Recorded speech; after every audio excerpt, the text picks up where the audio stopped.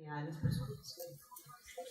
Y que parte de mi responsabilidad cuando yo trabajo es garantizar esa dignidad y esos derechos. Porque eso sí me toca a mí. Bueno, porque nosotros hablamos rápido y duro además. Y le negamos derechos a las personas incluso cuando hablamos. Entonces, ¿cómo yo traduzco eso? Y ahí se construye paz, cuando eso se traduce. Bueno, entonces, hablemos un poquito de qué significa el enfoque diferencial de manera, digamos, o como está escrito en la ley, y luego eso qué nos significa. Gracias. Bueno, entonces, en la ley ahí está un enfoque diferencial que se llama así, la Ley de Víctimas y Restitución de Tierras tiene un enfoque diferencial en la política pública de atención y reparación a víctimas, en la que están incluidos los grupos de especial protección constitucional, ¿cierto? Eso debió ser un quiz que le dieron a uno de ustedes por ahí en una de las materias de trabajo social. ¿Quiénes son los grupos de especial protección por el Estado? Mire, por allá, el público en la ventana, yo me siento muy rara, hay gente en la ventana. No, yo sé, pero eso es raro, ¿yo qué hago? Perdón. Aquí hay dos huecos en el piso. Bueno, entonces, ¿cuáles son los grupos de especial protección? Los niños, adolescentes y jóvenes. Tienen su propio COMPES, tienen su propia institución del Estado que se llama el ICBF, todas esas cosas. ¿Quién más es un grupo de especial protección del Estado? Las personas mayores. ¿Quién más? Los indígenas, las mujeres, los discapacitados, los negros, los desplazados, los habitantes de la calle. Estoy de acuerdo. Por aquellos derechos a la educación, profe. Ya vi que aquí lo del colegaje funciona, ¿sí o no? Deme. Y usted hágame el favor y sume. Y eso básicamente le da casi todo el mundo. La pregunta es, ¿qué hacemos con eso? ¿Cómo lo llenamos de contenido? Bueno, ¿la pasas, por favor? Entonces, ¿qué es? El enfoque diferencial es un método de análisis, de actuación y de evaluación que reconoce y valora las diversas capacidades y riesgos. Churururururururu. ¿Para qué tenemos un enfoque diferencial? Para diseñar, implementar, seguir y evaluar políticas públicas, pero al mismo tiempo para entender, para investigar y para actuar. ¿No? Eso nos baja del bus de que la política pública, el enfoque diferencial es únicamente para las instituciones del Estado. El momento en que ustedes se bajan del bus que la política pública únicamente es responsabilidad del Estado, nos volvemos unos trabajadores y unos ciudadanos que hacen mayor sentido y que hacen lo que les toca. Bueno, ¿sobre qué? Sobre el sufrimiento diferencial. Sin embargo, hay unas cosas que tenemos que mirar con más cuidado. Pero de nuevo, su merced suma, resta y multiplica y le da a todo el mundo, ¿cierto? Como sujetos de derechos de una mirada a un grupo socioeconómico, ¿cierto? Todo el mundo pertenece a un grupo socioeconómico, aunque uno no quiera. Del 0 al 6, usted ubíquese a un teletón. Género, todo el mundo tiene un género, ¿cierto? No se puede no tener género. Incluso las personas en tránsito o los intersexuados, pues son en tránsito o son intersexuados, pero tienen un género, ¿cierto? Una etnia, uno es blanco, negro, azul con pepitas verdes, amarillo y rosado, lo que sea. Todos pertenecemos a una raza. Discapacidad e identidad cultural, con las variables implícitas etarias del ciclo vital, o sea, los niños, los jóvenes, los adultos y los viejos. Todos nosotros estamos en algún momento ahí, ¿cierto? O sea, ¿qué hace la diferencia? Porque si su merced suma, pues eso le da a todo el mundo. Todos tenemos raza, todos tenemos género, todos tenemos alguna edad. ¿Qué hace lo diferencial del enfoque diferencial? ¿Ah? La vulnerabilidad, la manera como se ha sufrido. Bueno, y ahí es donde tiene que estar el foco de atención de lo que nosotros hacemos. Cómo unas poblaciones determinadas han sufrido de maneras determinadas. La primera vez que el gobierno nacional le dio por mirar esa vaina de cómo había sufrido la gente, todas las víctimas de este conflicto armado se reunieron en un gran grupo que se llamaban los desplazados. Y los desplazados tuvieron una ley que se llamaba la 387 de 1990 que les reconoce su vulnerabilidad al desplazamiento. Bueno, en ese momento todavía no nos habíamos pensado todos los hechos victimizantes y todas las cosas horrendas que han sufrido las víctimas del conflicto armado en este país. Esa ley 387 de 1997 era una ley muy bonita que costó muchísimo trabajo llevar a la práctica, por un lado por la falta de voluntad política y por el otro porque no se sabía muy bien quién era un desplazado. El desplazamiento no es solamente mi tía abuelita que salió de Biotá corriendo con el chino debajo del brazo, sino que hay modalidades de desplazamiento. Hay desplazamiento intra-municipio, intraurbano. Hay desplazamiento en el que yo paso de mi finca a la finca del vecino y si yo no puedo volver a mi finca, eso me hace un desplazado. Y también hay desplazamiento hacia afuera del país. Hay muchas modalidades de desplazamiento. Entonces fue muy difícil como aterrizar esa ley a las realidades que le estaban pasando a las personas. Y entonces la Corte Constitucional en el 2004 se hace una sentencia, dicta sentencia, y dice, mire, a través de la T025, en el 2004 dice, aquí no se está haciendo lo que se debe hacer. Hay que hacerle seguimiento a esa ley, hay que hacerlo mejor. Esa sentencia de la Corte es la base de lo que sucedió después con la ley 1448. ¿La pasas, por favor? ¿Qué reglamentaba?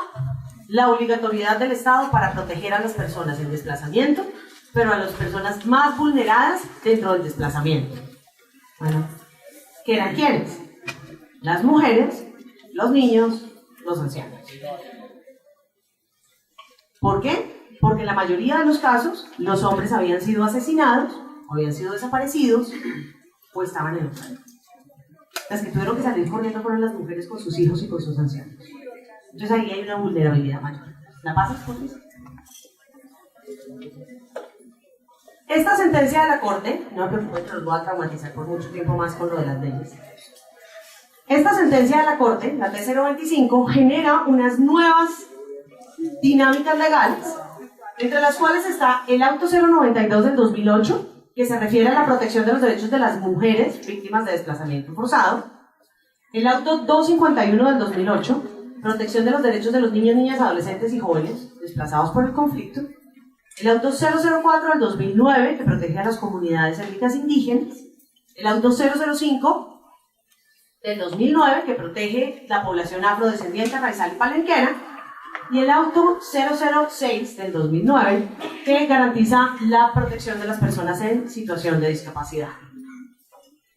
Y hasta el día de hoy todavía estamos esperando que haya un pronunciamiento sobre el adulto mayor. No tenemos política pública para las víctimas viejas.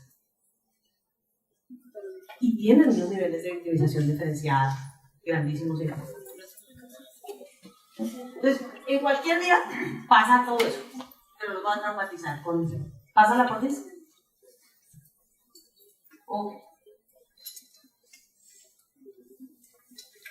¿Para qué una ley de víctimas? ¿A decirle usted es una víctima? Para repararla, ¿cierto? El concepto de reparación es un concepto muy difícil de trabajar. Bueno, porque usted ¿qué repara? Lo que se rompió, ¿cierto? A mí me da el favor y me lleva a la licuadora a reparar. Como yo estoy trabajando y no alcanzo. A mí me da el favor y me lleva a reparar el testeo, le dice al sastre que le corte la bota. Hágame el favor y usted me dice cómo se repara una desaparición forzada. ¿Cómo se repara un asesinato? ¿Cómo se repara una violación? ¿Cómo se repara la victimización de la que ha sido víctima la población colombiana rural y urbana de la base en los últimos 60 años? Entonces, una pregunta fundamental del enfoque diferencial es ¿qué subyace? ¿Qué está abajo? ¿Cuál es la estructura? Porque entre otras cosas, cuando yo le digo a mi vieja que por favor me lleve a reparar la licuadora, lo que le estoy pidiendo es que la licuadora vuelva a su estado de cosas original en la que hacía jugo. ¿Cierto? ¿Cuál es el estado de cosas original de la ruralidad en Colombia? Tenga su merced la bondad y vuelva a todo como estaba, porque así era bonito, ¿cierto? Con unas estructuras de la tierra, de una tierra que no es necesariamente productiva, en la que yo no tengo derecho a la propiedad, en la que las mujeres son víctimas de unas estructuras patriarcales supremamente incrustadas en esa realidad, en la que usted tiene una mayoría de la población analfabeta, y es analfabeta no porque, mire, es que el campesino es todo ignorante, ¿cierto? ¿No? ¿Por qué es analfabeta la población? No, señora, usted tiene que conocer sus derechos. Venga, le cuento que usted no tiene que conocer sus derechos. A usted no le toca conocerlos.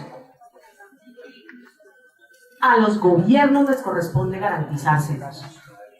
Porque a una persona con hambre le importa 3 pesos saber que tiene derecho a la comida si tiene hambre. ¿No? Entonces miren que ahí empezamos a hacer una cosa diferenciada en la comprensión de las víctimas y lo que las víctimas necesitan. Las víctimas no necesitan cartillitas, porque uno no come cartillas, su merced. Y yo llevo 30 años en la universidad estudiando y 20 trabajando en ella. O sea, una persona que hizo desde preescolar hasta un doctorado lleva más tiempo en la universidad, y no estoy tan viejita como parece. Llevo más tiempo en la universidad que por fuera de ella. Y yo sé que la gente no necesita más cartillitas. Eso no es lo que les soluciona de manera real a las poblaciones diferenciadas sus problemas diferenciados. ¿Cierto? Ahí hay una pregunta distinta. ¿Qué necesitan? ¿Por qué la gente es analfabeta en Colombia? ¿Ah? Porque no hay dónde salir del analfabetismo. Esa vaina es una ecuación lineal. Yo no he conocido la primera persona, aunque sus profesores les digan lo contrario, que cuando le enseñan no aprende, si tiene la voluntad del aprendizaje. No he conocido la primera. Bueno, algunos demoran más. Pues sí, eso también pasa. Eso hay una gente que vive así como a millón y otra que vive un poquito más despacio. Pero cuando usted tiene la voluntad de aprendizaje, al que le enseñan, aprende. Bueno, yo sé que la voluntad del aprendizaje pasa por problemas difíciles a las medianoche un viernes cuando usted tiene que hacer la tarea para el sábado y todos los amigos están rumbeando. Obvio. Pero en la voluntad de aprender está la clave del asunto. ¿Cierto? La vaina es que su merced, incluso en el sufrimiento que le produce no estar rumbeando con sus amigos el viernes por la noche, usted tiene la posibilidad de estar aprendiendo. Entonces es un sufrimiento diferenciado cuando la gente no es alfabeta porque no tuvo el acceso a ese derecho. No importa que lo sepan o no. ¿Qué clase de alfabetismo se necesita? El que tiene la capacidad de pararse frente a la gente y le dice: cuando el señor cuando no se poesía, hablemos de las estructuras kantianas y de la importancia. Eso es importantísimo. Yo me las oyo con mis compañeros allá en la Javeriana hablando de esa vaina. ¿Cierto? Pero no es el único tipo de conversaciones que necesitamos tener. No es el único tipo de aprendizajes que necesitamos tener. No es el único tipo de saberes que existen en el mundo. Entonces desde ahí nos tenemos que mover desde qué se necesita saber para reparar. Entonces usted no puede reparar, aunque ya lo llamamos de esa manera y nos tenemos que comer la palabreja. ¿Qué es eso que nosotros necesitamos como nación para ser una nación que cumpla los derechos de las personas en dignidad? Y eso no tiene nada que ver con volver al estado de cosas original. Porque el estado de cosas original no funciona. Porque si no, no hubiéramos tenido la gente haciendo la guerra de la manera que lo hizo. Eso no justifica la guerra, por supuesto que no. Pero eso no sale de la nada. La gente no se arma y empieza a echar bala porque no tenía nada mejor que hacer. ¿Cierto? Entonces, ¿cómo empezamos a construir paz en una nación que repare a sus víctimas por sus sufrimientos diferenciados sin volver al estado de cosas original? Entonces, ¿cómo se repara? Dale. Por favor. Y bueno, una de las cosas que dijimos es, pues mire, empecemos por unas cosas básicas, dividamos esos grupos, digamos quién es quién, quiénes han sufrido más que otros por esas condiciones estructurales de las que estamos hablando. Y entonces se generan 4 cosas: el enfoque étnico, el ciclo de vida, el género y la discapacidad. Dale. Si ustedes quieren, yo con gusto les hago llegar estas cosas después. Etnia, el enfoque étnico. Primero, las comunidades negras afrocolombianas. Bueno, y yo sí me muero de la risa porque entonces eso la gente se preocupa cuando me dice: ven negra, vení para acá. Ay, no le digas Así es un afrodescendiente afrocolombiano o afrovietnamita. Es un negro. Y si usted queda mirando a mí, es mestiza y eso soy. O sea, no nos compliquemos la vida. Parte de hacer la política pública, claro, es no complicarnos la vida. Sin negar la descendencia de las personas, porque eso sí es una cosa muy particular. ¿Qué hace una población afrodescendiente en este país? Pues son los herederos de unas estructuras coloniales que utilizaban a los negros como esclavos. ¿Tienen un derecho territorial? Pues claro que lo tienen. Porque ellos estaban en la casa muertos de la risa y los trajeron a las malas a esclavizar. Y entonces eso les da derechos.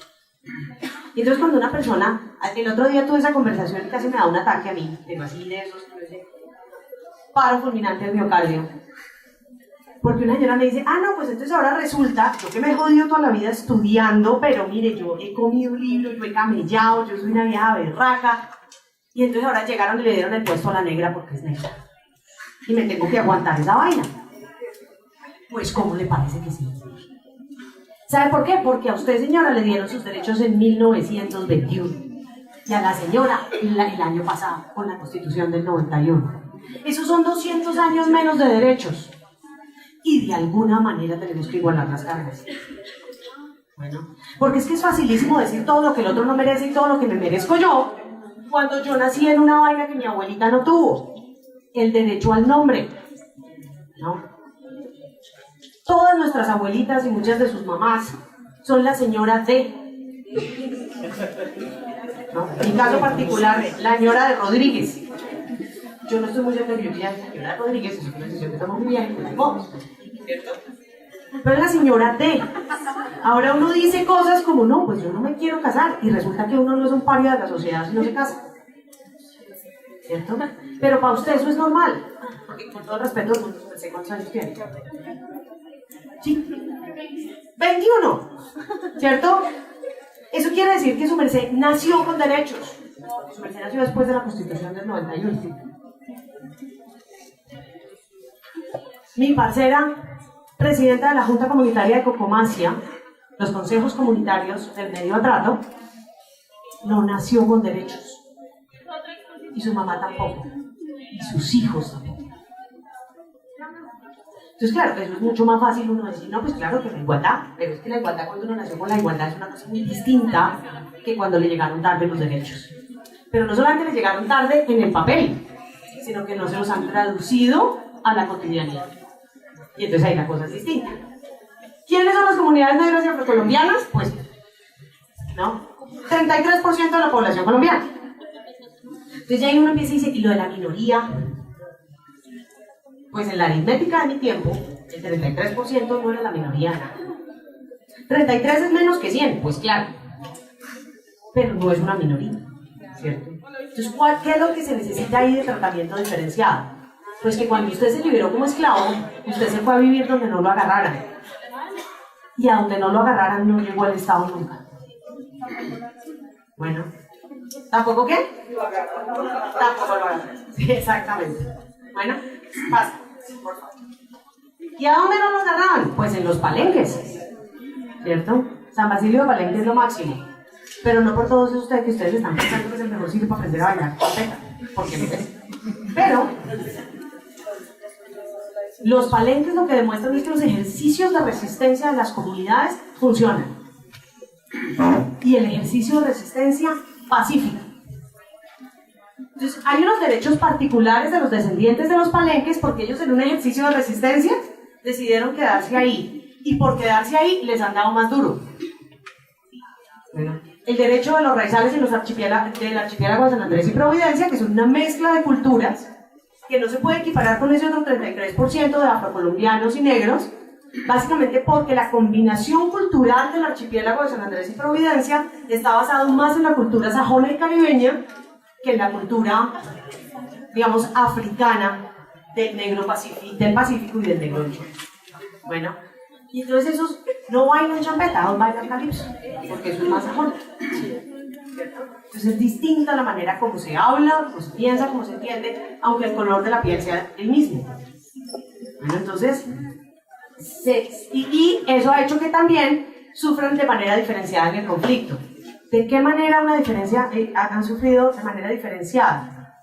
Pues porque cuando usted es una isla, o cuando usted está en la ribera de un río, ¿qué le pasa cuando viene un actor armado ilegal o legal? El agua es el mejor vehículo de salida y entrada de lo que sea. ¿Dónde se asientan las poblaciones para surgir? A la orilla del río, ¿cierto? Si usted para surgir como comunidad estuvo a la orilla del río para garantizar el riego de sus cultivos, y usted es un negro, un palenquero, un indígena, un campesino, lo que sea, y al actor armado le sirve el rito donde usted está, pues a usted le va a ir peor que el que no está acá ahora.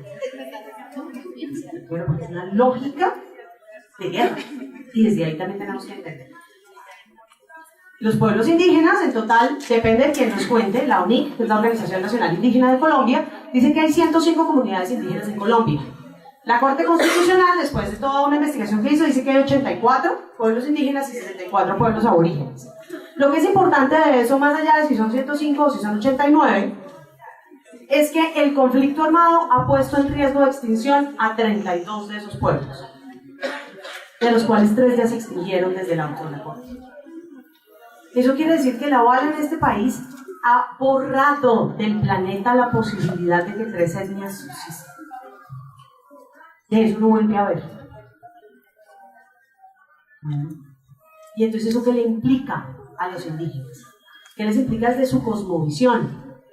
Bueno, porque una de las cosas más interesantes que yo he aprendido sobre muchas comunidades indígenas es que ellos tienen una ritualización y una manera de entender el mundo y la trascendencia, lo que pasa después de la muerte, muy distinta cuando tú mueres, cuando te toca, que cuando te matan. Porque tu creencia firme es que tú te mueres cuando te toca.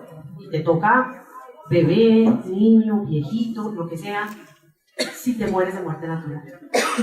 Un espíritu no descansa en paz si es un espíritu tomado fuera de tiempo. Si el cuerpo en el que vivía ese espíritu es tomado fuera de tiempo.